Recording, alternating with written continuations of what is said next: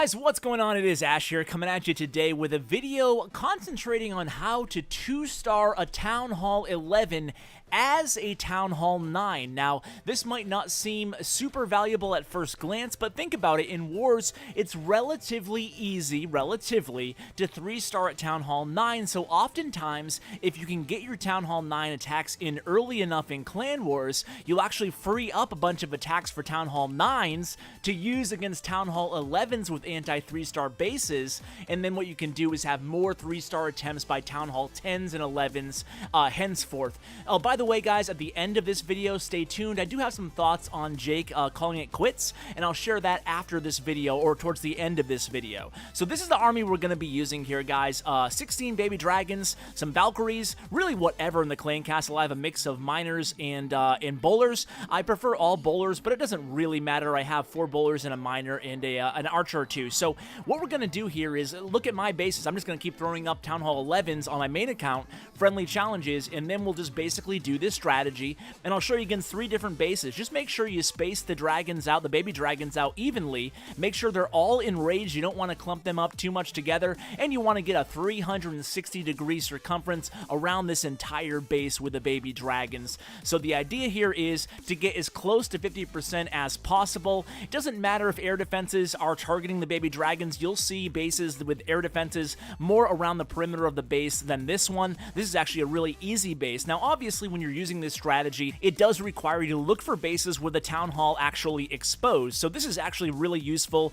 in more high-end wars where everybody at Town Hall 11 runs anti-3-star bases. Obviously, this strategy works even better against Town Hall 10s as well, but I'm going to show you in this episode against Town Hall 11s. And you can see it's a very easy 2-star attack, even 58%, so more than enough percentage points here. And as you can see, there's really not much to it. All my spells on this attack are devoted to the Town Hall portion of the attack. Obviously, the baby dragons don't need spells, so let me just go ahead and click a friendly challenge on my main account and we'll be ready. I'll just basically run all my anti-3-stars that I have saved for you guys to see. So another base here. This time the air defenses are more towards the perimeter of the base.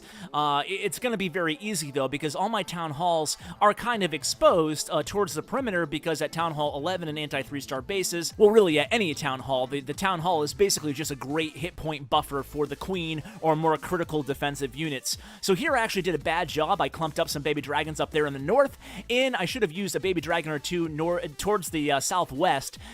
You know, it's hardly can call it a strategy tip here, guys, but just make sure you use your dragons around the entire perimeter of the base, because what I'm going to do here is it's going to be sloppy. I'll still get the job done, but you can see I have a lot of perimeter defenses that could distract my troops, so I'm going to have to spread out the Valkyries and whatnot. Just make sure you use your Barbarian King Iron Fist ability early on, and be liberal with your freeze spells. You just want to make sure you're freezing the clan castle troops, you're dropping both of your poisons on the enemy Queen and King. Anything in proximity of that Town Hall, you want to make sure you take it down. And again, a pretty easy 2-star here. And again, only a Town Hall 9. Granted, I do have max heroes, but I'm going against a max Town Hall 11 base. And if there's an exposed Town Hall, I mean, as long as your heroes are above level, 15 or so, you should be good to go, depending on how exposed the perimeter, the Town Hall is, rather, to the perimeter of the base. So what I'm going to do is put up this next one here on my other device. Sorry for the delay.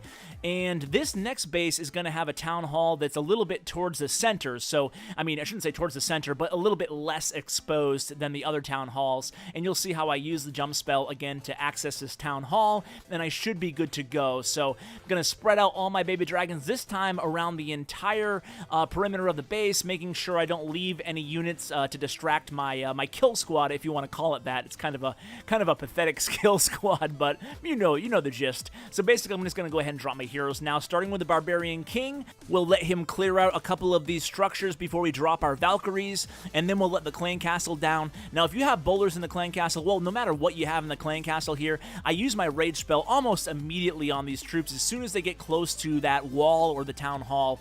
Then I'm just going to drop my poison spells, going to drop my first freeze spell pretty early on. I need my Queen to get to this Town Hall. I'm going to pop the ability as soon as she locks in on that Town Hall, because it's very important that she doesn't get distracted by the enemy clan castle troops or the enemy Queen. You need to make sure she locks Valks on that Town Hall, and then pop the ability right away, obviously, guys. And that's pretty much it. It's a pretty easy strategy. Again, it works great against Town Hall 10s, and it even works great, as you can see here. I'm 3 for 3 against Town Hall 11s, and again, this is a great way to free up more attacks for your Town Hall 11s so they can try to get those 3 stars in to help you win these clan wars. So guys, I hope you enjoyed this strategy. Again, stay tuned. I thought about making a separate video talking a little bit about Jake from OneHive. Some of you may or may not know that he recently put out a video saying that he was no longer going to be playing Clash of Clans and no longer even doing anything on YouTube. So he's stopping YouTubing, and to be honest with you, where do I even start, guys? It's a really sad day for me, to be honest with you guys. A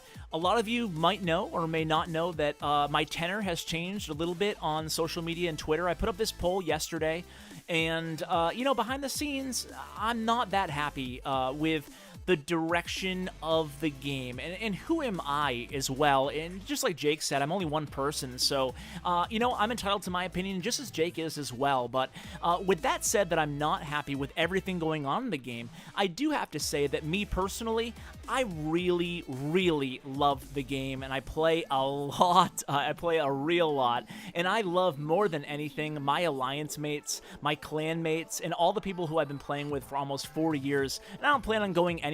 Like I said in previous videos, even if this game, it goes down to only, you know, 10,000 people playing globally, I'm still planning on uploading YouTube videos because, like Jake, I really, this is a hobby for me. You guys know that, the guys who've been watching my channel for a long time, and I don't really care about subscribers or money. I just care about, you know, covering the game, and as long as I enjoy it, and which I don't see stopping anytime soon, I'm going to continue doing it.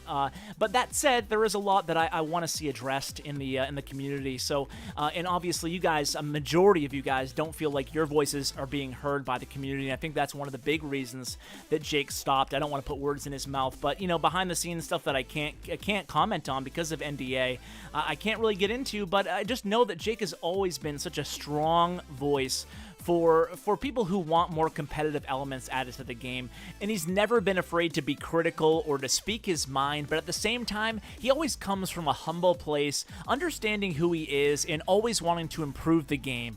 I gotta be honest with you guys, I actually, I didn't like Jake at all in the beginning, you know. I remember on my very first, I think it was like 50 attacks in 10 minutes or something like that, 50 and 50 at the end of the war, I put out my first video, and Jake was a part of that as on his baby account, and I remember telling some of my clanmates that, man, this Jake guy seems kind of like an ass, you know. And I'll tell you what, guys, I couldn't have been more wrong about the guy. The more I got to know him, and I'm so thankful to get to meet the guy, he is just a genuinely, really down-to-earth, caring, friendly, nice, patient. He's a great listener. He's just a great friend, and he was with me through my time of need in a way that I couldn't even articulate how much it meant to me. So I just have to say, Jake, if you're listening right now, thank you so much for what you've done for the community.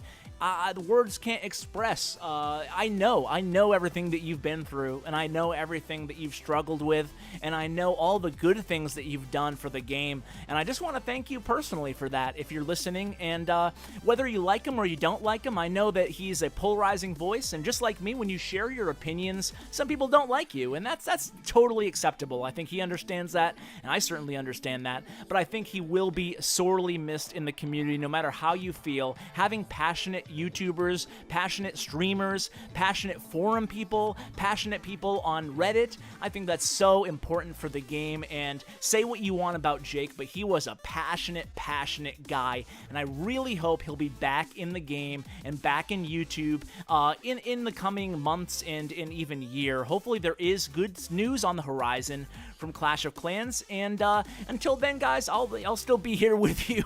And thanks to Jake, I'm no longer showing Go Wipe videos like I was back in 2014 when I started this channel. There's no more how to Go Wipe with Clash with Ash, and partially that is thanks to guys like Jake. So guys, thanks so much. Jake, love you, buddy. Thank you for everything, and same goes with Mrs. Jake. She's been awesome to me as well. So guys, I'll see you tomorrow with more Clash of Clans content, doing my best to help you guys suck less. And as always, take care, guys.